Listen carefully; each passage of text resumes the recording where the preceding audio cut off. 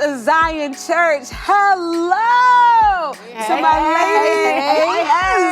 ladies. To my ladies in Zion Woodbridge, consider this a special coffee and conversations. To the ladies of Fort Washington, this is cozy conversations with the fun, but not necessarily the games. To Landover, this is a special, this is a special Let's Circle Up. That's right. And to Greenbelt, yo, this is a ladies' lounge. Ladies' lounge. And shout out to my ladies of Zion Anywhere. Yes, Consider this a special edition of Girl Talk. And if you're like, who are all these places? I just found this on YouTube. You're welcome here. This is basically a conversation with women from the Circle Women's Ministry. My name is Pastor Joy, and I have the privilege of serving as the global director of the Circle Women's Ministry. And I'm joined by two. We're so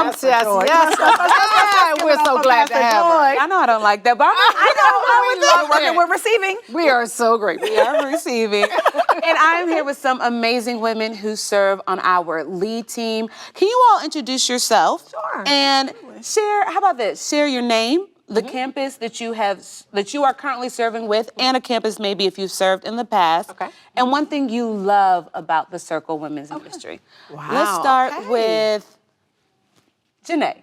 Okay. Oh. Hi, I'm Minister Janae Jones. I have been around these places with Zion for quite a while. I'm honored to be a member of the Circle lead team. I serve at the Zion Greenbelt campus. Okay. And in a previous life before Greenbelt joined, you know, I'm always foundational home-based Zelo. You know. All day, every day. We're going to really stop doing that. No, we're not. We're probably not. No, we're not. We're We're not. We're not stopping it at all. Honored to be here and in conversation with you ladies. Yes. So what's one thing you love about the Circle Women's Ministry? Thank you. I forgot that question. That's okay. You know, that quickly.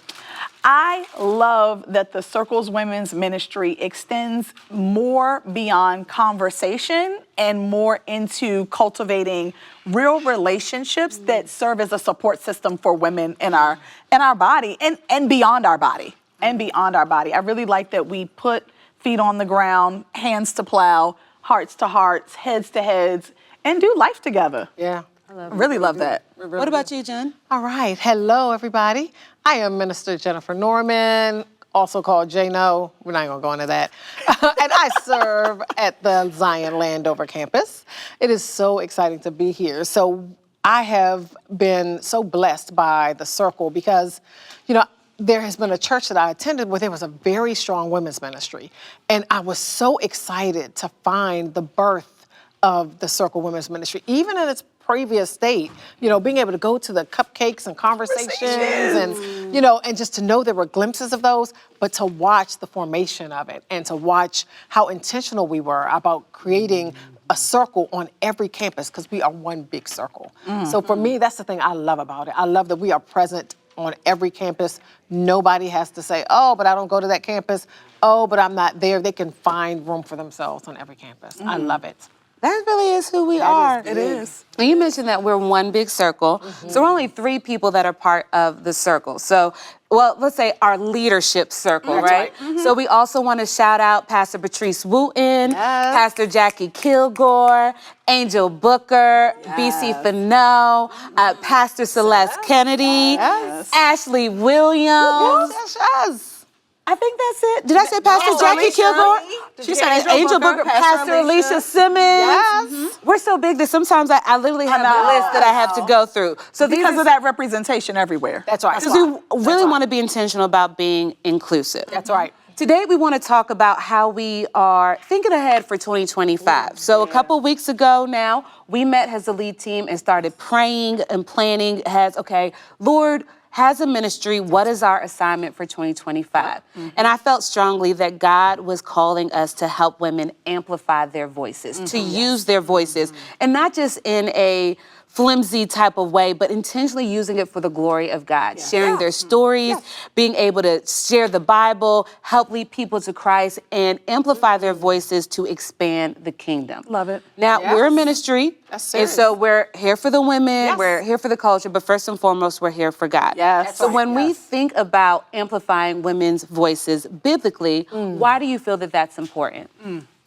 Wow. So for me, I just see the examples of scripture that talks about why it's important for us to use our voice. And in Proverbs 15:22, it says that a man's plans succeed by many advisors. And I think about the fact that that means I have to be a part of the conversation. I have to be at the table because I have an assignment to help things move forward, right?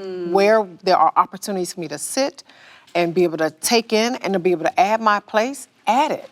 Use your voice. It doesn't have to be the loudest voice in the room, but make sure it's intentional. Make sure it's deliberate. And of course, I think about John. I think it was John 20:13-20, that experience that Mary had when Jesus resurrected.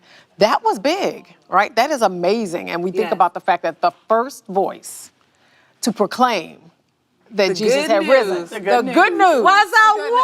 It was a woman. Come on, Mary. Don't get it twisted because, you know, we get hung up on the letters, right? Yeah. The letters. We get hung up on the letters and where there's a description of women's role in the church. That's right. In the letters, which was more about instruction and cultural norms. Right. It was more about keeping order than stifling a specific demographic of people. That's big. Right? Because Jesus was very intentional about his ministry with women. Yes, he Listen. was. We know the story. Woman at the well, yeah. right? We Yes. all know that this first person That's right. to proclaim the Assignment. gospel. With the assignment. With the assignment, he gave her specific instructions. And so I think about how we think about women or how cultural and society norms frames women, right? And what we kind of have to dismantle as a body, as a circle, as women who are believers, that God is actually calling us to use our voice. Yes. He called us to use our voice to drive the kingdom forward. Yes. We were tapped first intentionally.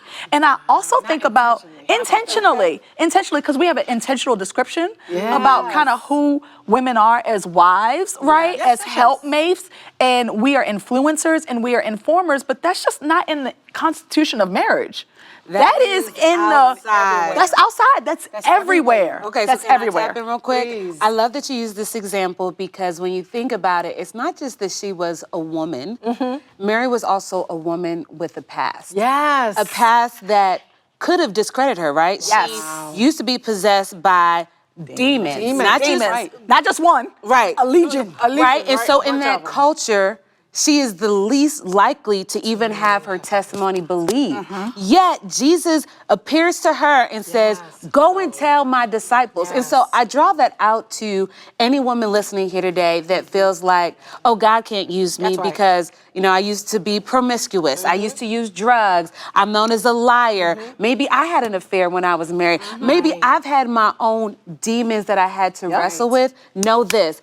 God still calls you. That's right. God still calls you to preach the gospel and to use your voice to share the good news. Now, along those lines, there are women like that. And so they are hesitant to use their voice because they're afraid of how people receive them. There are also women who are hesitant to use their voice because of rejection.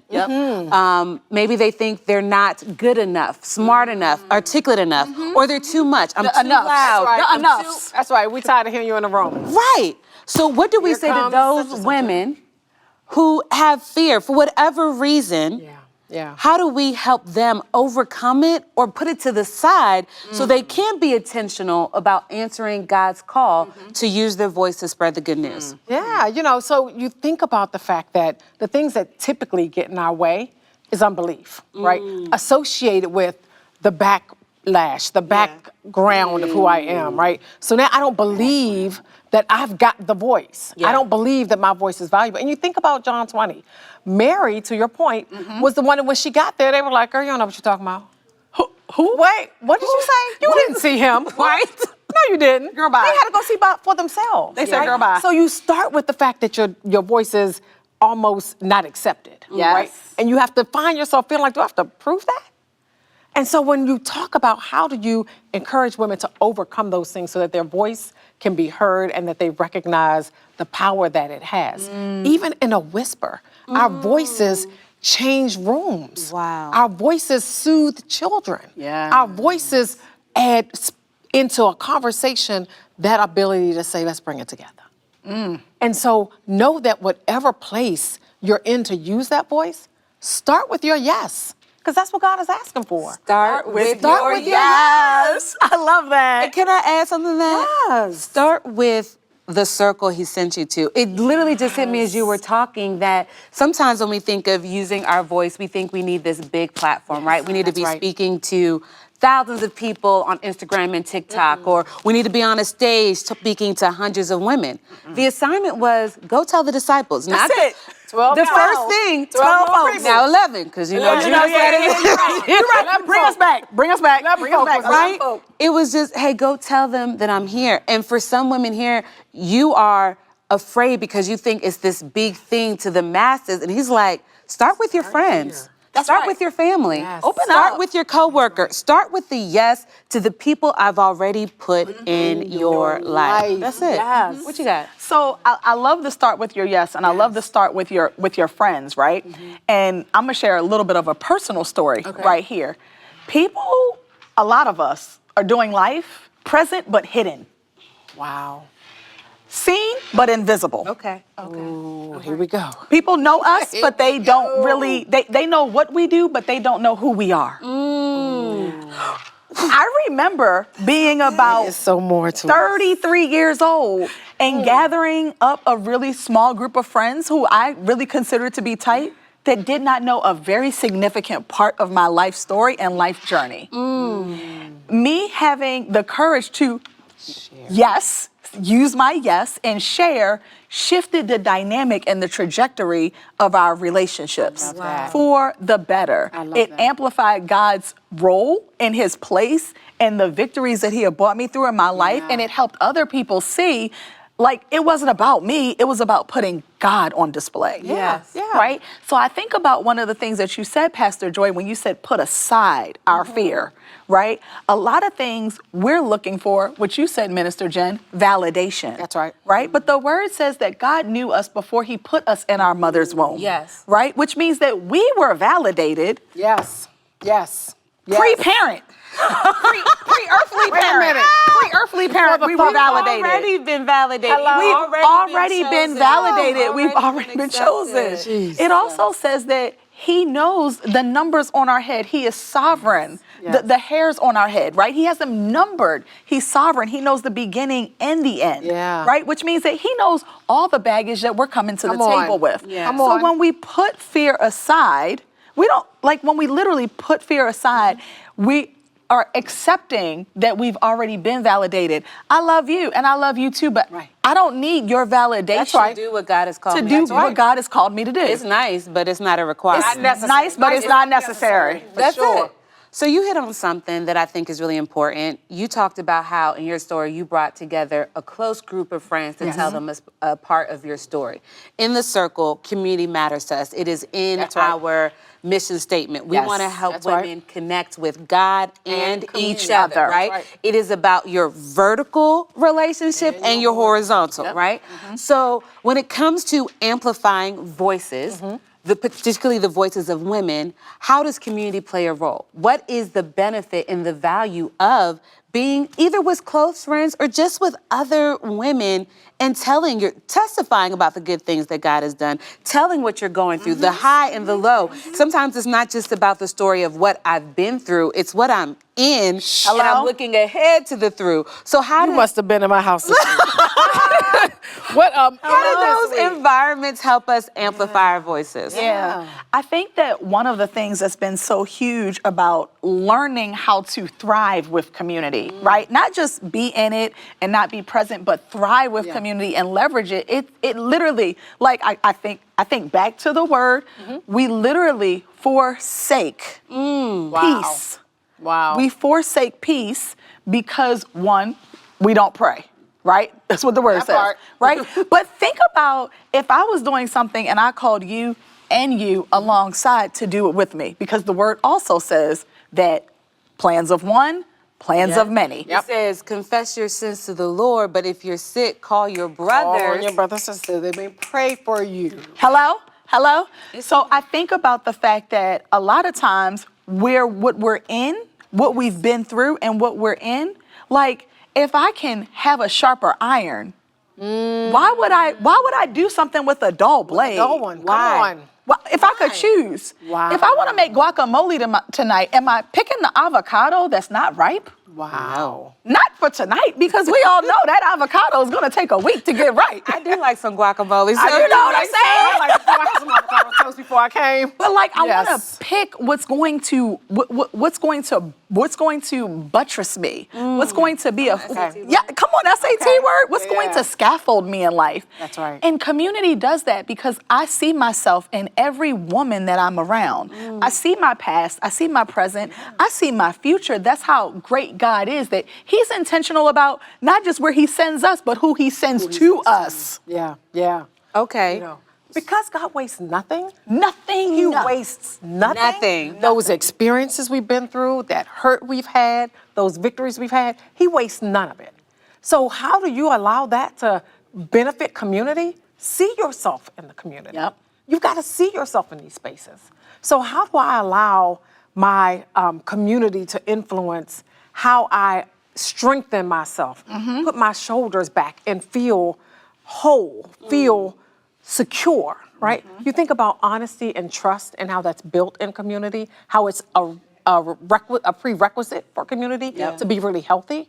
You stop and you realize, look, I need to see a reflection of myself in this space. Yeah. So the more I'm able to share myself, others are empowered to share themselves. I think about Marianne Williamson's poem Yes. about our deepest fear. And it says, who are you to, wait a minute, let me find it. Was it dim your light? Dim your Yes. light. Yes. Shrink Yes, back. yes. Shrink It's not back. just in some of us, it's in every one of us. Every one of us. Every one of Let us. your light so Let it shine. so shine. That others may see your good work. That's right. And glorify your That's Father right. in Yeah, heaven. come on, Pop. And when we do it, we give others permission Permission. to do the same. We give others permission to stand in their light, to use their voice, to feel like they're home. And that is so key. And you know, the thing about community is it is risky, right? Because the reality is I could come, let's say we're a small group. I come and tell y'all, hey, I've been struggling with this, struggling with that. And y'all like, Oh, who we got in the room?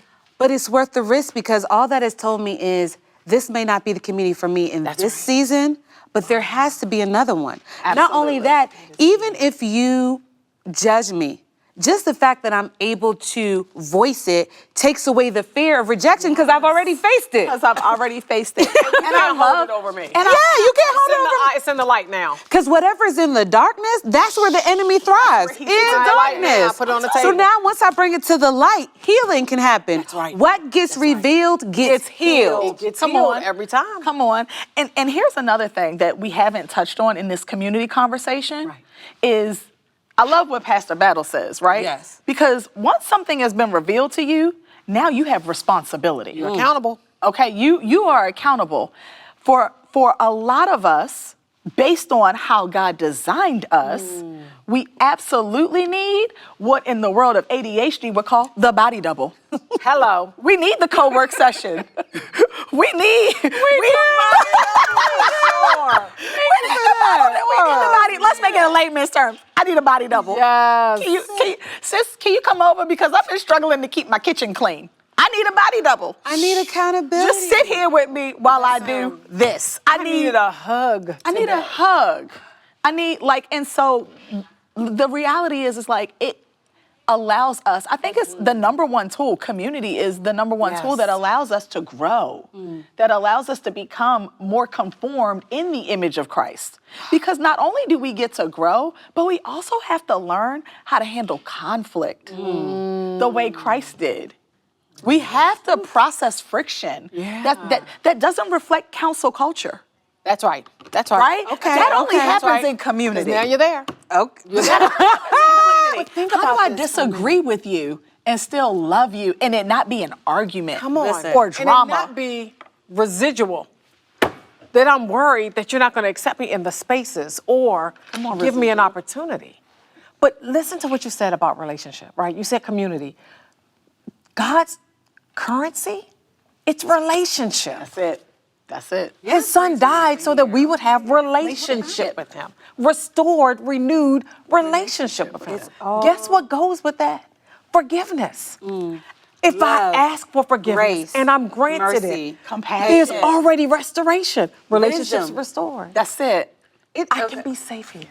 I can Okay. be safe here. And a lot of us don't know what safe Looks like. feels like. Because when we're modeling community that's made in the image of Christ, let's just, argument again, nurture versus nature. He already made us. He already formed us. Like, it doesn't matter the environment. It doesn't matter the cause. Like, we can learn. This is a skill. And I think that's one of the things that, we teach communication skills and interpersonal skills and leadership skills and typing skills. Yes. And I mean, we learn all the skills. Hey, what's the skill to do a good twist out? Hello, somebody? Hello? That is a YouTube video. Hello? It's a YouTube video. We got a tutorial. For the good twist out, y'all. I need it. We got a tutorial for everything. We got training for everything. Community does not, you can't read a book and do a tutorial on community, about on living relationship. It's about living it. So, okay, you're talking about skills, how we learn them. I think it is important now to bring in another dimension. When we talk about community in our ministry and what we want to see, we want to be able to learn from each other, and we want to be able to learn through the generations. I can speak for myself that some of the things that I've learned about community have been from women who are older than me, Amen. and some who are younger. Amen. Some who have taught me the importance of being in community even when it hurts, because it's not just about who is blessing you, but who you are blessing. That's right. And women who are younger than me that have taught me the value of boundaries in community. So it's it's not about keeping you out, but recognizing, okay, in this relationship, this is really more about me pouring into you than it is about you pouring into me. But in pouring out, I recognize that this is a boundary whenever I am empty, right? Just different things like that. So for you, who are some of the women who are maybe in your generation, but maybe in a different generation, that have taught you about community and using your voice? Yeah. So, I'm going to come to the table for my biological mama. I can't let her down, on, right? Mama. And mom has been gone for 22 years. You talk about a void that God has just absolutely filled with others. But my mother was the one, we called her Quiet Storm because she was an introvert. She was quiet. She would sit back. But it was intentional in telling us to critically think so that when we did open our mouth, when we did add value to the space, it was thoughtful, it was appropriate.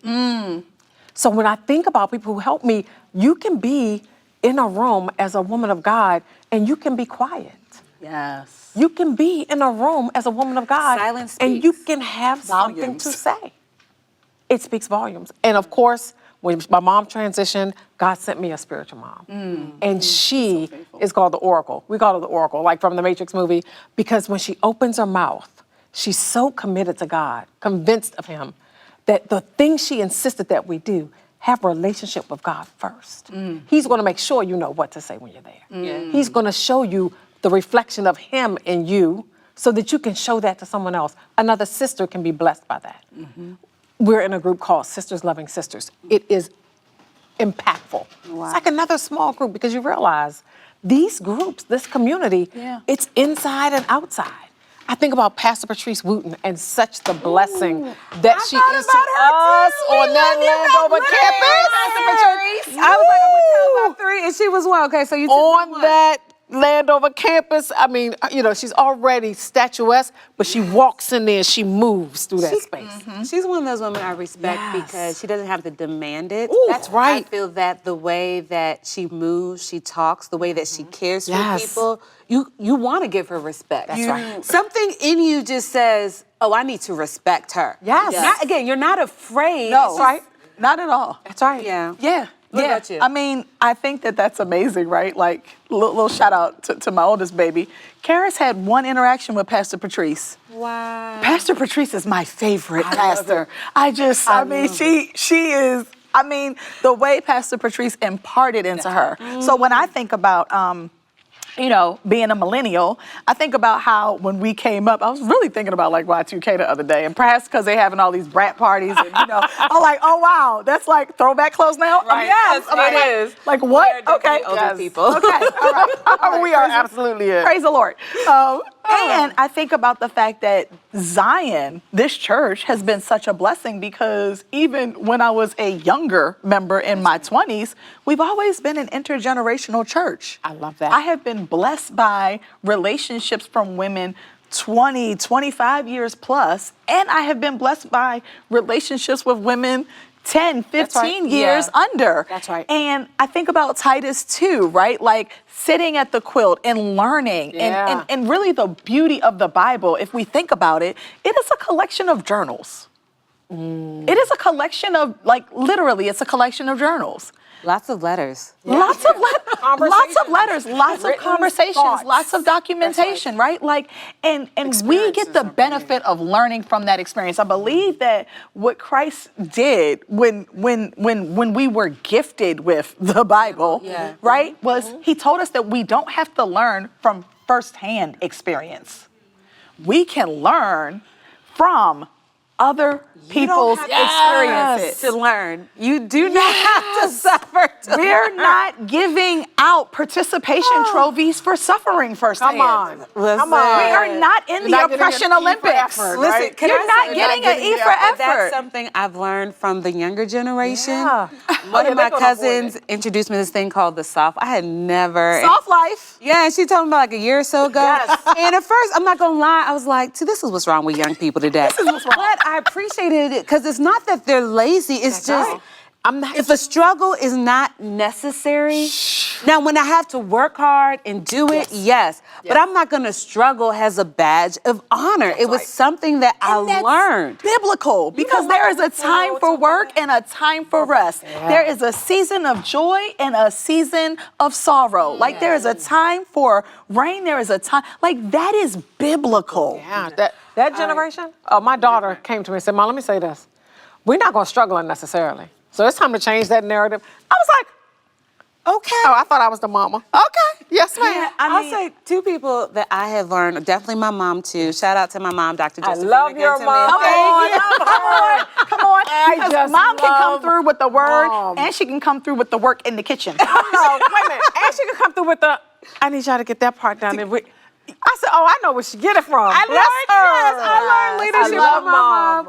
I would also say First Lady Vicky. Yes. I don't. Yes. My first interaction with her was during the pandemic, and I just remember walking away going, "You're wise." Yeah. And not that she was the first wise woman I No, encountered. she got wisdom. I think what struck me is that because I hadn't interacted with her Yes. before and I haven't really seen her on stage, I'm thinking, okay, quiet, laid back, cool. But there is a Powerhouse. Yes, there's a confidence in her. And what I've learned from her is know who you are, know your assignment, and be confident in it. Listen, First Lady Vicky is Lady- not out here trying to be any other first lady. Anybody. She's not trying to, grab a mic to assert. That's right. No, she will take the mic when it's necessary, speak with the Lord. impart. And gonna Give an drop it when she's impartation. done. And then be done. But then she also likes to have fun, right? Yes. She's not Yes. so uptight. She's like, Yeah. She was I'm at our going- Wee Zelo day skating. Yes! I said, "Yes." I'm like, Lady Vicky. Yeah. teach me how to be wise and fun Yes. and confident, and to what you said earlier, not compare. That's right. I don't have to lead like anybody else. I can lead as Joy Ogunson. That's it. I can lead with the skills, the giftings, the personality, the experience Yes. that God has given me, and be at peace with it. That's it. I think about when in this intergenerational conversation, the importance of climbing the ladder, right? And grabbing a hand that's above you. And while you're climbing, pulling down. fortitude. It's Yeah. a beautiful picture, right? So I think about like the legendary Sheila Varner. Yeah. Like, Come on, Sheila. when you see Serve, it's like Sheila's face is Right. Did you say role model?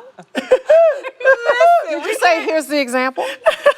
That lady, yeah. Something. And we'll have you cracking up doing. You will be glad that you Listen, working you like you are an actual employee of Zion Church and have you happy to do it. Happy to do it. happy. When And I then tell say, you, "May I have another?" That's the other thing. and you're like, yes. May I have another? You're like, I'm right on top of that, Rose. Oh, you got another one for me? It's wild how Yeah, I love her. she has been gifted to unearth people's potential. That's right. To advance the purposes not just of the kingdom. It's not one power. It's not one-sided. Yeah. It is multidimensional. She like sees people. Yeah. She sees you. does. Right? And so I think like, I'm gonna shout out my mama too, since we all thought, Shout out to the moms. Shout out Moms are big. My mom was really big on ensuring, because of coming from the struggle bus, Yes. that I had like the skills for independence. That I had the skills for like, if it's just you and God, it's just you and God. just you two. And understanding, and I think that's where that comes from, like killing comparison and being able to stand and know that what I have to offer, not just someone who's coming years behind me, but I have to offer someone who's years ahead of me. Yes. Because really when we melt in our pot, right? When we melt in our pot, that's when the gooey gets good. That's when the gooey That's gets when the good. gooey gets good. All right, so we got to start winding down. 30 seconds or less. Say something to, thank you, Holy Spirit, your younger self. Say something to your younger self who maybe hasn't yet found her voice. Because there is a woman who may even be your same age, but is your younger self. Yeah.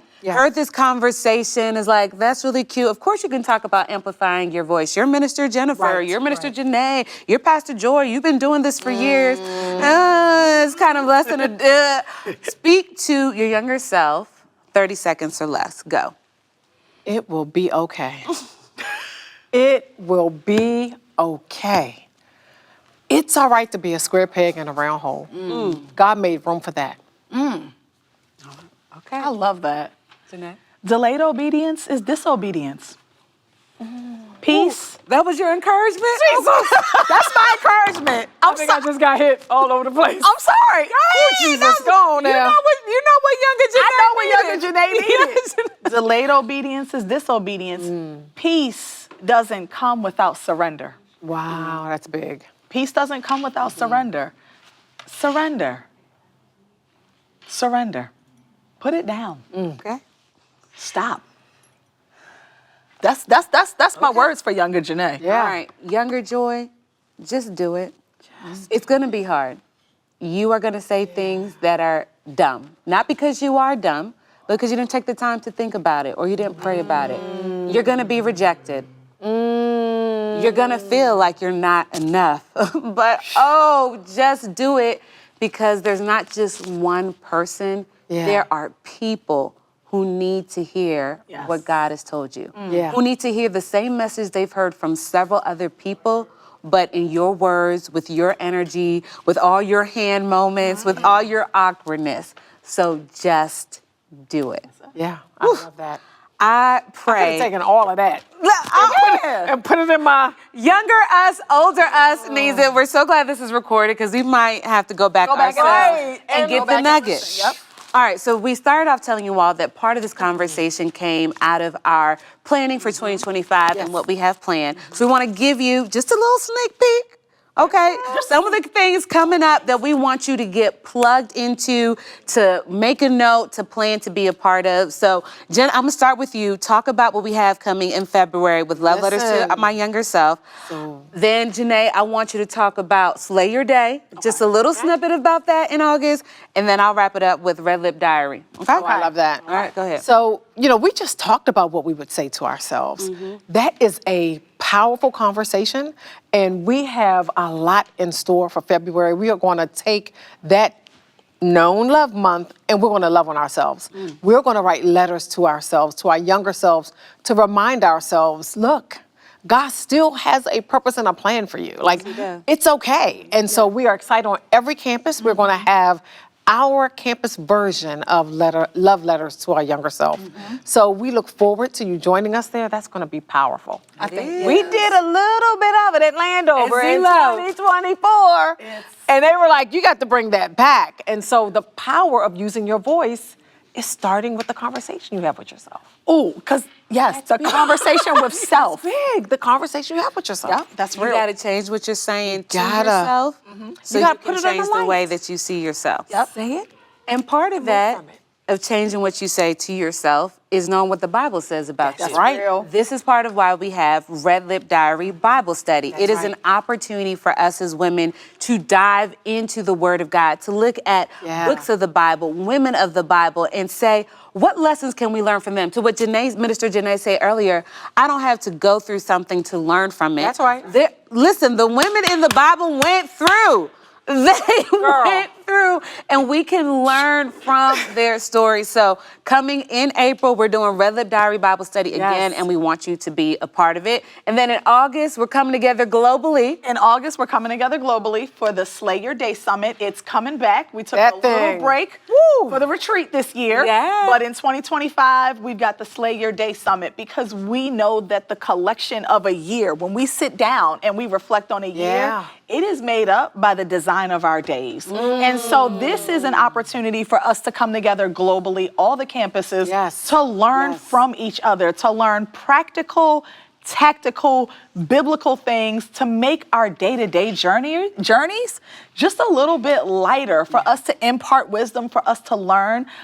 It's definitely part community, part content, part coaching, honestly, and a little part chit chat. Hello. Right? So we part praise. We're excited about that. Yes. We gotta get that off to be able to slay every day that comes beyond that. And I think it's so wonderful when we come together and we think about how the way I'm coming up off the struggle, right? Because we just abandoned the struggle bus in this conversation.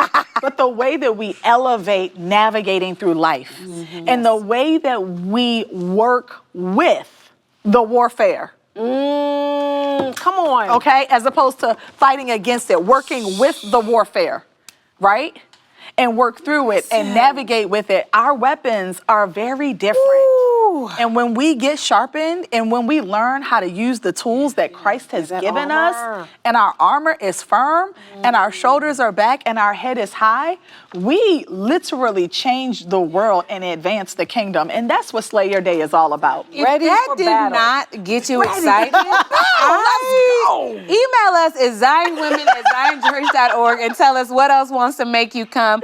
Also, if you're not already plugged into the circle, please get plugged in. You can text Zion Women to 51555, and you can follow us on Instagram at The Circle ZW. That's where you will see the flyer for Love Letters to My Younger Self, see when registration opens for Slay Your Day, see the dates for Red Lip Diary Bible Study, and even hear about things that are happening at your local campus. Like, we want you plugged in globally, but also locally. So to that point, I'm gonna put a plug in now. Head over to znch.org/gear to get your circle gear. Why? Because in 2025, we're doing something called Sit With Me Sis. That means on the first or second Sunday of every month, we want Zion Church to know, for every woman that comes to that door, you got a squad. Like, yes, you came here for God, but you got a squad. So we want y'all wearing your circle gear, so that way when women come, they can come as, if they're feeling a little, you know, like, hey, it's my first time, or I've been coming for a while, I don't know, like, oh, you're in the circle. They know that you are ready to minister to them. And all that means is to minister, give them a hug. That's it. Saying, hello, I'm glad you're here. Welcome. So get your circle gear. Acknowledge it. That is ministry. Welcome. A smile is ministry. It so is. So get your gear. Make sure that you stay plugged into the Circle Women's Ministry. I want to give a special shout out to our lead team and the lead teams that serve on every campus. That's Zion Anywhere, Zion Fort Washington, Zion Greenbelt, Zion Landover, Zion Woodbridge. Thank you to every woman that helps to create community, for every woman that is praying for another woman on their campus, to every woman who is just there on Sunday saying, you good? Do I need to help you get to Extreme? You need a hug? You need a prayer? Thank you. Like, the circle isn't just about us. It's about you and how you help us help all of us connect with God and other women. Hope this conversation inspired you to use your voice. It empowered us. It has empowered If you did not, us. like, I'm like, okay, delayed obedience is disobedience. Yes. It's okay to be you. It will be okay. It will be okay. The failure is not the end. No matter how big it feels, It's not the end. So stay plugged in, because we got more wisdom to share with you, more laughs, more opportunity to connect and converse. We love you. May God bless you. Thanks for joining us. Take care. Thank you. Bye. Yeah.